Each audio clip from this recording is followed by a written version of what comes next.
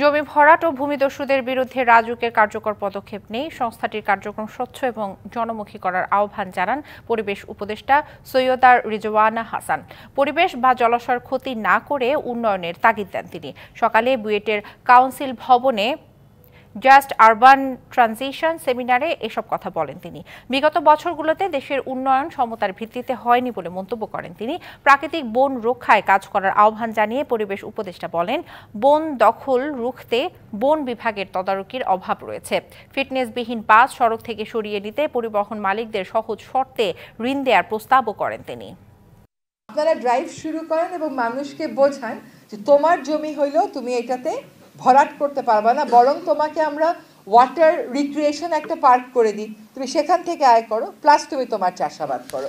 তো আপনি adequate effort দেবেন না টু এনফোর্স ল, তারপরে বলবেন ভরাট হয়েই যাইতেছে, যেহেতু মানুষই ভরাট করে তার থেকে বরং আমিই ভরাট করি। এটা তো কোনো যুক্তি হতে পারে না। নগদের সর্বোচ্চ বার 167 টাকা রিচার্জে পাবেন 1 লাখ টাকা পুরস্কার। আরও আছে প্রতি সপ্তাহে পুরস্কার ও ক্যাশব্যাক।